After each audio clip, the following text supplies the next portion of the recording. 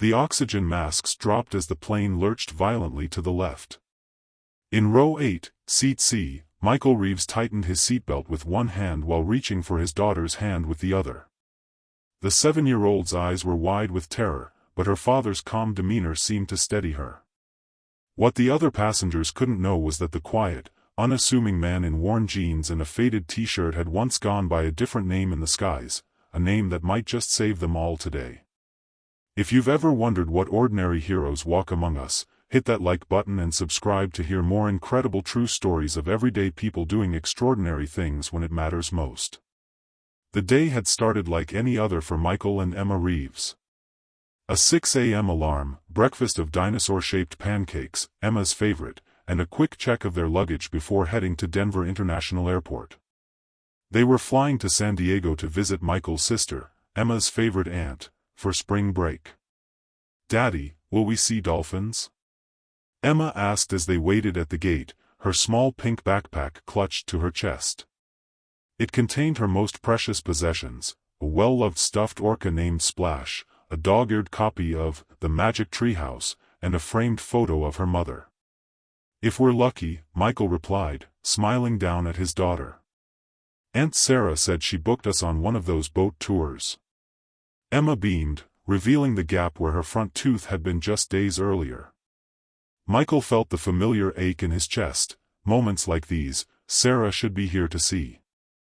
His wife had passed away 3 years ago after a brief but brutal battle with cancer, leaving him to raise their daughter alone. Every milestone, every gap-toothed smile, was bittersweet. The boarding process was routine. Michael helped Emma with her seatbelt, made sure Splash was securely tucked beside her, and settled in for the 2-hour flight. He nodded politely to the businessman in the aisle seat who was already tapping away on his laptop, then turned his attention to Emma, who was pressing her face against the window to watch the ground crew. "Remember how planes stay up, Em?" he asked, their pre-flight ritual. "Bernoulli's principle," she announced proudly, earning a surprised glance from the businessman. "The air moves faster over the curved top of the wing, creating lift." Michael smiled. "That's my girl." The flight attendants performed their safety demonstration, the engines roared to life, and soon they were climbing through the clouds. Michael pulled out his book, a biography of Chuck Yeager, while Emma colored in her activity book. Just another routine flight. Until it wasn't. 90 minutes into the flight, somewhere over the mountains of western Colorado, the first engine failed. The plane shuddered, the lights flickered, and a collective gasp rippled through the cabin. Michael's hand instinctively reached for Emma's, his book forgotten on his lap. "Ladies and gentlemen," the captain's voice crackled over the intercom, strained but professional, "we're experiencing some technical difficulties with one of our engines. There's no cause for alarm, but please remain seated with your seatbelts fastened while we address the situation." Michael felt a familiar sensation in his gut, the same feeling he'd had years ago when things went sideways in the air. He glanced at Emma, who looked up at him with wide eyes. "Is the plane sick, Daddy?" He squeezed her hand. "Just a little hiccup, sweetheart. The pilots know what to do." But 10 minutes later, the second engine began to fail.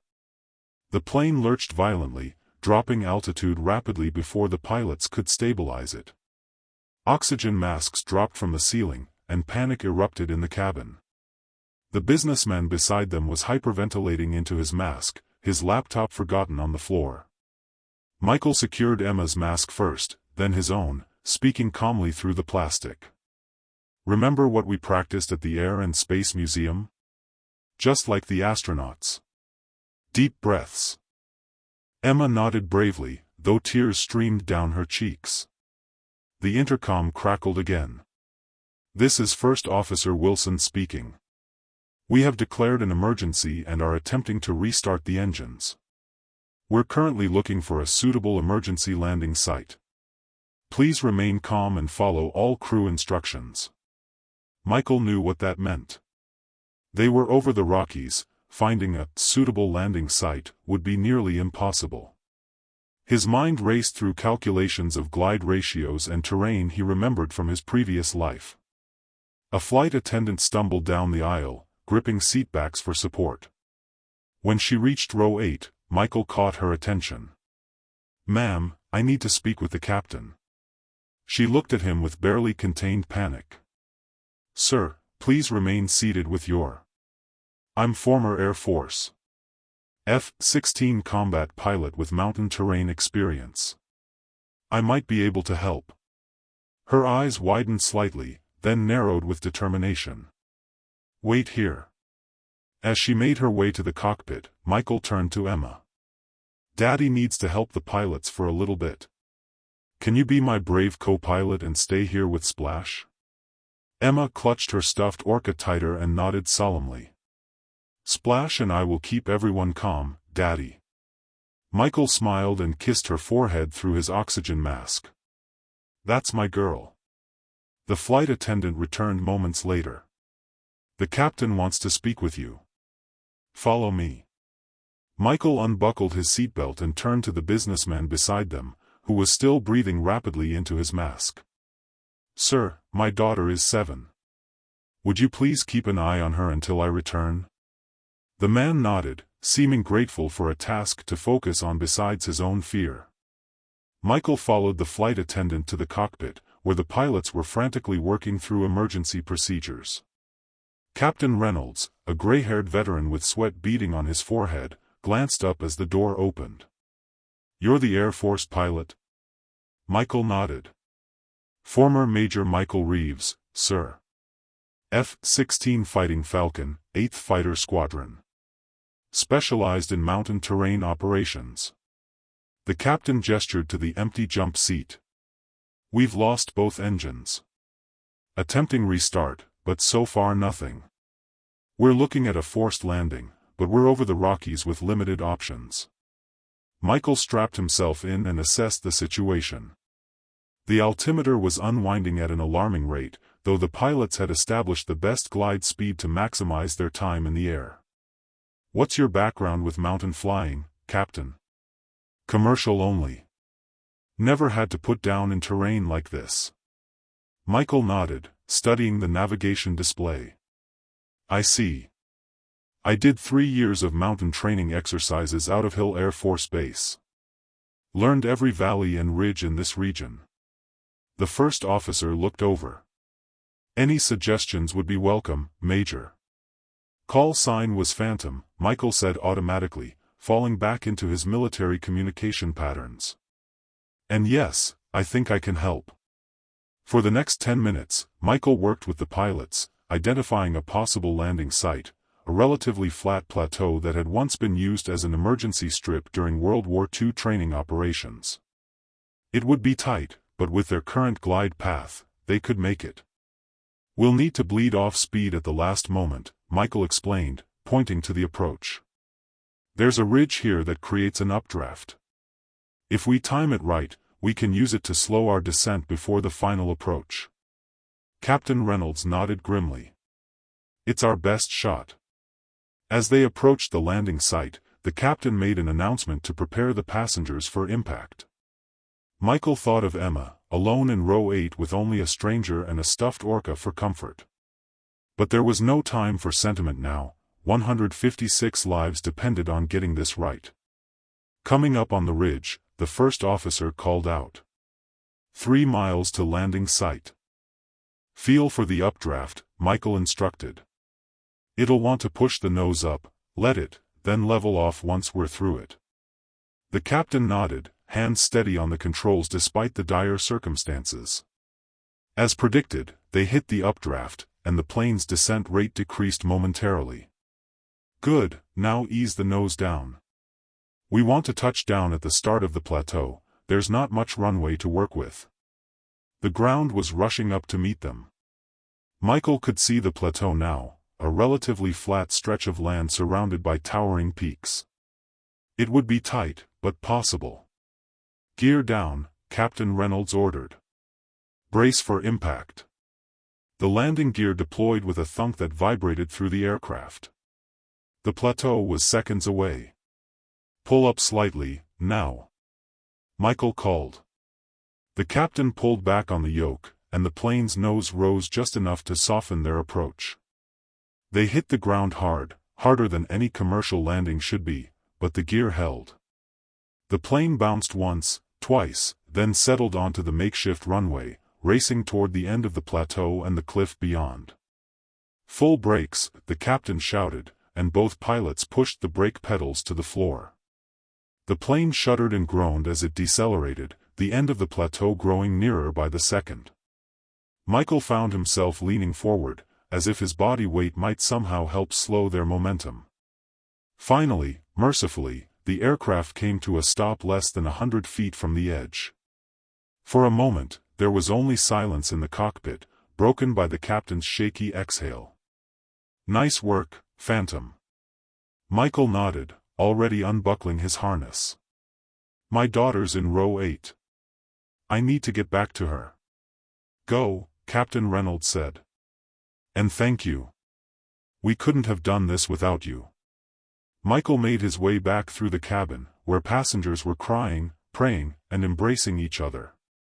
When he reached row 8, Emma launched herself into his arms. "Daddy! We did it! Splash and I kept everyone calm, just like you said."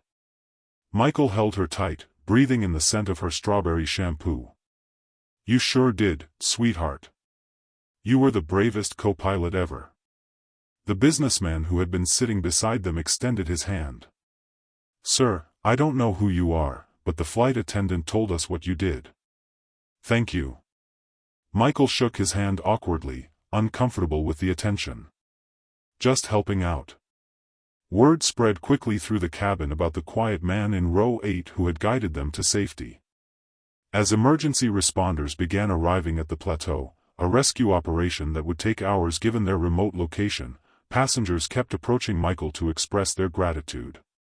Emma beamed with pride each time someone called her father a hero, but Michael deflected the praise. He hadn't done anything special, he insisted.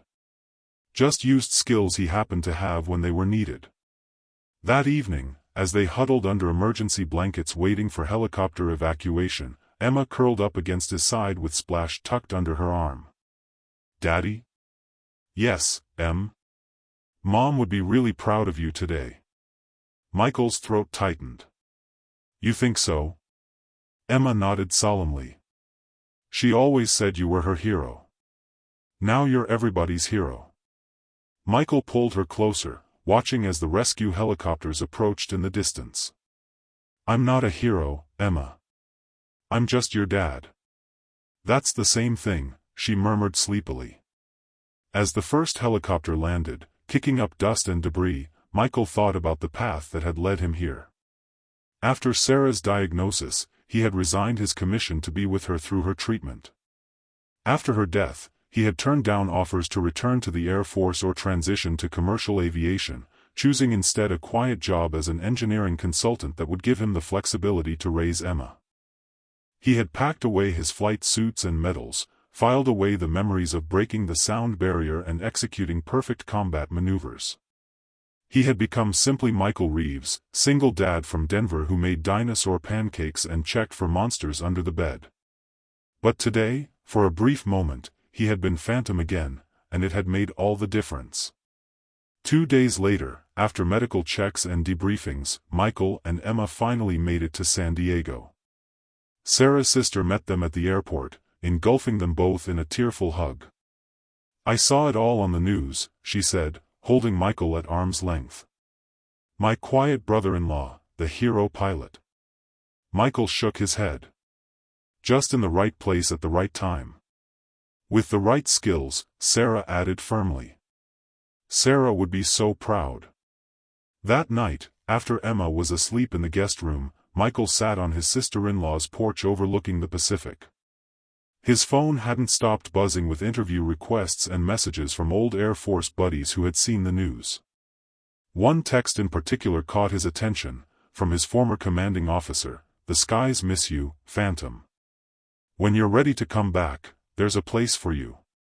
Michael stared at the message for a long time, thinking about the rush he had felt in the cockpit, the clarity that had come over him when lives were on the line. He had missed that feeling, he realized. The purpose, the precision, the knowledge that his skills mattered. But then he thought of Emma, sleeping peacefully inside with Splash clutched to her chest. She needed stability, routine, a father who was present for every loose tooth and school play and nightmare. He typed a response, "Thank you, sir. But my most important mission is right here."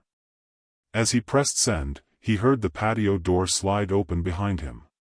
His sister-in-law joined him, handing him a beer. "Penny for your thoughts?" Michael smiled. "Just thinking about paths not taken." "You miss flying?" It wasn't a question, but he answered anyway. "Sometimes." "Today, yes." She was quiet for a moment. "You know, Sarah wouldn't want you to give up everything for Emma. She'd want you both to be happy." "I am happy," Michael insisted, but even to his own ears, it sounded hollow. "There are ways to fly and be a good dad, Michael. Commercial pilots have schedules. Flight instructors have regular hours. Hell, even the reserves would give you more structure than active duty." Michael took a long pull from his beer, considering her words. "Maybe. But not yet. Emma's still adjusting." "It's been 3 years," his sister-in-law said gently. "And from what I saw today, that little girl is incredibly resilient. Just like her dad." The next morning, Michael took Emma to the beach as promised. They built sandcastles, collected shells, and spotted a pod of dolphins playing in the waves, fulfilling Emma's greatest wish for the trip. As they sat eating ice cream on the boardwalk, Emma suddenly asked, "Daddy, why don't you fly planes anymore?" Michael nearly choked on his cone. "What makes you ask that?" Emma shrugged, chocolate ice cream dripping down her chin. "You were so good at it yesterday.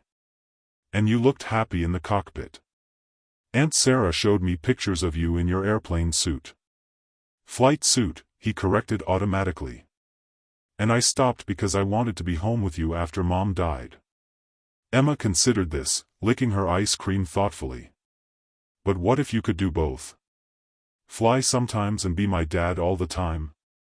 Out of the mouths of babes, Michael thought. "Would that be okay with you? If I started flying again sometimes?" Emma nodded enthusiastically. "As long as you still make dinosaur pancakes on Saturdays." Michael laughed, feeling a weight lift from his shoulders. "Deal." 6 months later, Michael stood in front of a classroom of pilot trainees at the flight school where he now taught 3 days a week. On his desk sat a framed photo of Emma and a small stuffed orca, reminders of what really mattered. But on his chest was a name tag that read, Major Michael Phantom Reeves, Ret, a reminder of who he had been and could be again, in a new way. The quiet single dad from row 8 had found his balance, embracing both the hero who had saved a plane full of strangers and the father who made dinosaur pancakes on Saturdays. Both were essential parts of who he was. And somewhere in the skies above, he liked to think Sarah was smiling down on them both. If this story of finding balance between duty and family touched your heart, please hit that like button and subscribe for more stories of everyday heroes finding their way. Remember, sometimes the quietest person in the room might just be the one who saves the day when it matters most. Until next time, this is Storytime, signing off.